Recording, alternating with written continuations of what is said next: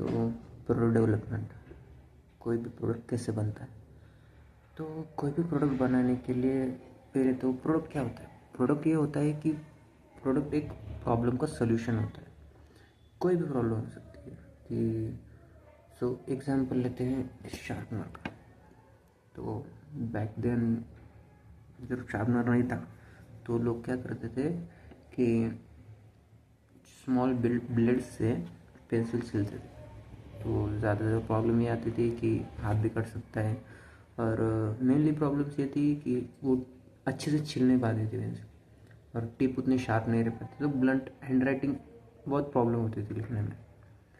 तो किसी ने सोल्यूशन निकाला, तो वो मैथमेटिशियन था। तो मैथमेटिशियन ने सोल्यूशन निकाला कि हम छोटा सा ऑब्जेक्ट बनाएंगे, एक शार्पनर बनाएंगे जिससे अच्छे से पेंसिल शार्प हो सके और उसकी टिप अच्छे से बन सके। तो ये थी प्रॉब्लम, फर्स्ट स्टेप प्रॉब्लम और उसका सोल्यूशन। तो सेकंड स्टेप थी आइडिया। तो क्या बनाएंगे कि उससे हमारी ये प्रॉब्लम सॉल्व होगी। तो आइडिया निकाला गया, तो एक शार्पनर बनाने का आइडिया निकाला गया।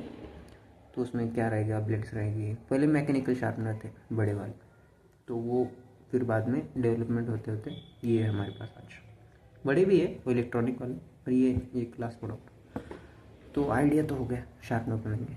तो उसके बाद क्या, अब अभी जो प्रोसेस रहती है कि कोई प्रोडक्ट कैसे बनता है, तो उसमें आइडिया के बाद होता है जनरली स्केचिंग, कंसेप्ट स्केच बनाए जाते हैं। तो किसी डिज़ाइन रहेगी।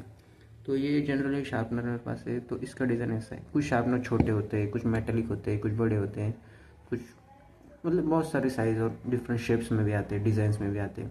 तो ये अप्सर का शार्पनर है। तो अप्सर वालों ने ऐसी डिज़ाइन बनाई, एक स्केच बनाया, कंसेप्ट। तो ऐसा बनने का सोचा। फिर ये कंसेप्ट स्केच जाता है डिज़ाइन इंजीनियर के पास।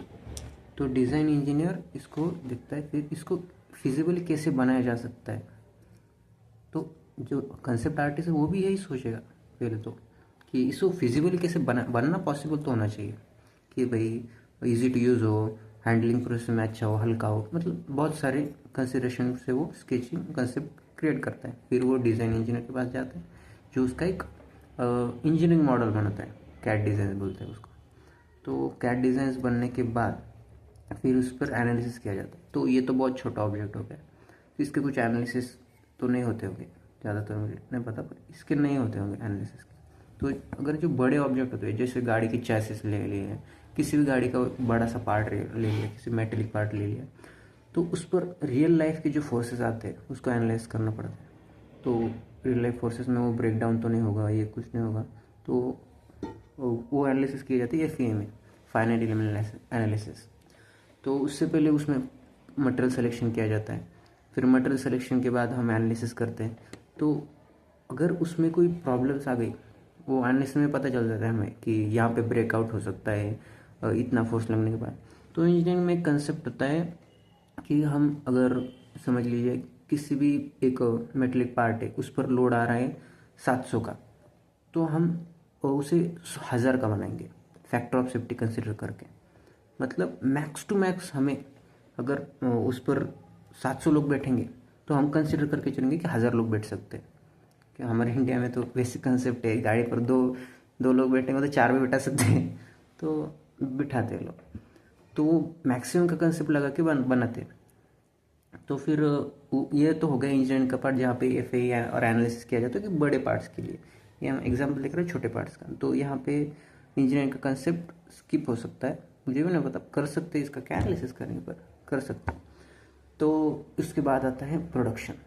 तो ये प्रोडक्ट जब फर्स्ट टाइम बनाएंगे तो उसका प्रोटोटाइप बनाएंगे टेस्टिंग के लिए। तो फिर ब्लेड कोई अलग बनेगा, स्क्रू कोई अलग बनेगा, फिर ये बाहर की बॉडी कोई अलग बनेगी। ये पहले तो एक प्रोटोटाइप बनाते हैं थ्रेड प्रिंटिंग से और किससे भी।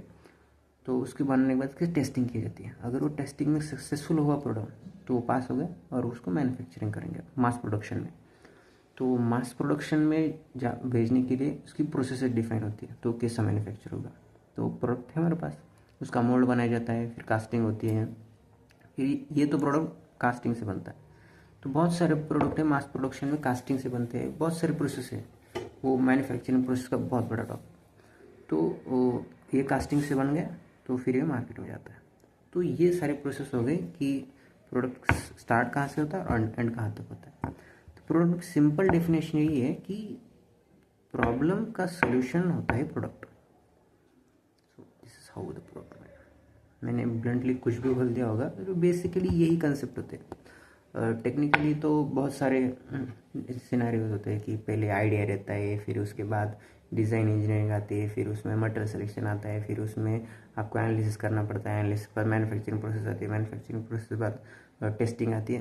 मतलब बहुत सारे से इसमें भी मल्टीपल सब स्टेप्स रहता, तो वो पूरा डिटेल में वीडियो है। तो आपको अगर वो डिटेल में वीडियो चाहिए तो आप बता सकते हैं।